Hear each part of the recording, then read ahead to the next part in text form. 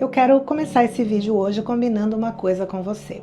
Fica comigo até o final, que você vai aprender uma forma simples e possível de atravessar momentos de perda, medo e incerteza sem se abandonar no processo.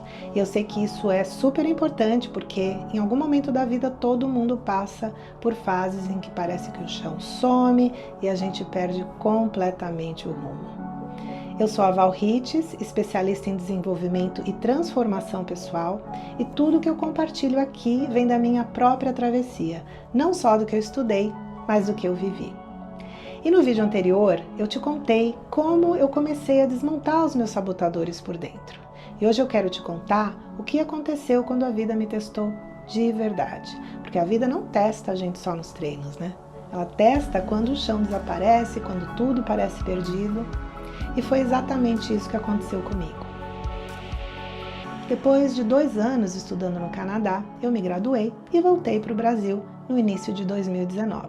E aí, a minha vida virou de ponta cabeça. Eu me deparei com o divórcio, que foi o golpe mais duro da minha vida, sem sombra de dúvidas. E aí aquela sensação de ter falhado, aquela tristeza, enfim. Depois do divórcio eu pensei, o que eu vou fazer agora? E por ter estudado 2 anos no Canadá, eu recebi um visto de trabalho. Então eu tomei uma decisão super difícil. Voltar para o Canadá para aproveitar o meu visto e tentar um emprego em RH. E obviamente continuar praticando em inglês. E eu voltei em junho de 2019 para o Canadá. E praticamente comecei do zero, né? Vocês podem imaginar. Então, casa nova, trabalho novo, amigos novos. Mas a realidade não foi como eu imaginava, porque eu não consegui trabalho na minha área. E eu, logicamente, precisava me sustentar. Então eu comecei a trabalhar numa hamburgueria, porque era onde eu tinha experiência no Canadá. Eu já tinha trabalhado numa lanchonete, numa fábrica de suco, então foi o que eu consegui. Consegui um trabalho numa hamburgueria. E eu vou dizer uma coisa, foi uma das experiências mais duras e ao mesmo tempo mais ricas da minha vida. Porque eu não consegui emprego em RH, mas eu tive a chance de ser a supervisora da equipe da lanchonete e ali, trabalhando no caixa, fazendo hambúrguer, atendendo clientes, me deu uma outra visão sobre liderança de equipes, sobre diversidade cultural, porque eu trabalhava com filipinos, indianos, coreanos, enfim. Foi uma experiência riquíssima, mas isso é uma conversa para um outro vídeo. Então, como todo mundo sabe, veio a pandemia. E quando a pandemia começou, não era só medo de ficar doente que eu tinha. E se acontecesse algo com a minha família? Eu não ia conseguir viajar para o Brasil, né? Tava tudo fechado, a gente não podia viajar. Então eu estava longe e de repente eu me vi ali sozinha, aterrorizada, me sentindo presa. Tudo era incerteza, tudo era instável, só Deus sabe o que eu passei. E quando você sente insegurança, a mente faz o quê? Ela cria o pior cenário, porque ela tenta te proteger, mas te aterrorizando. E foi aí que eu vi o sabotador de novo no comando. Então, mesmo sem saber ainda qual era o sabotador, eu sabia que ele estava lá.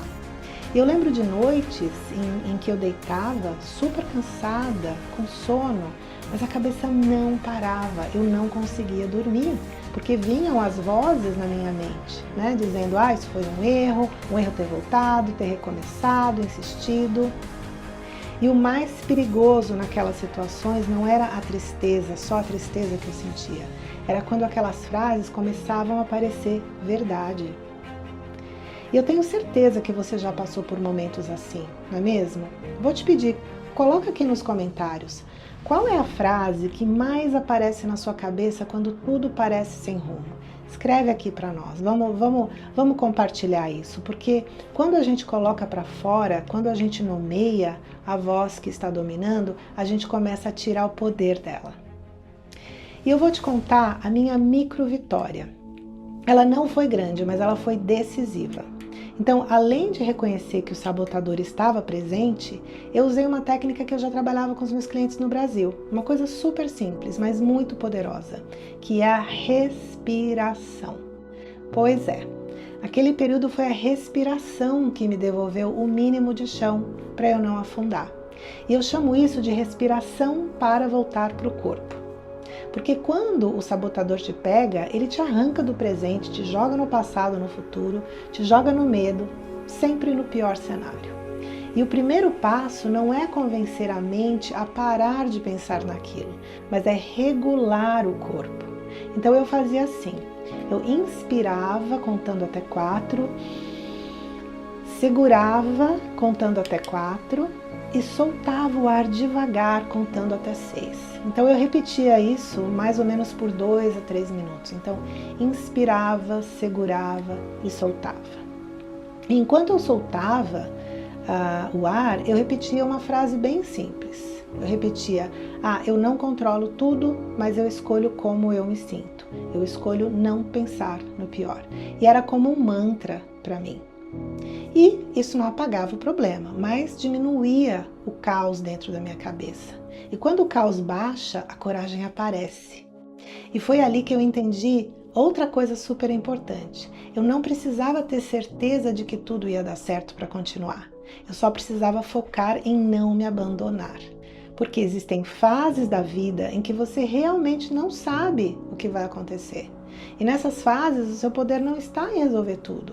Está em não deixar a sua mente te convencer de que tudo acabou. E a frase que batia forte na minha cabeça era, isso foi um erro.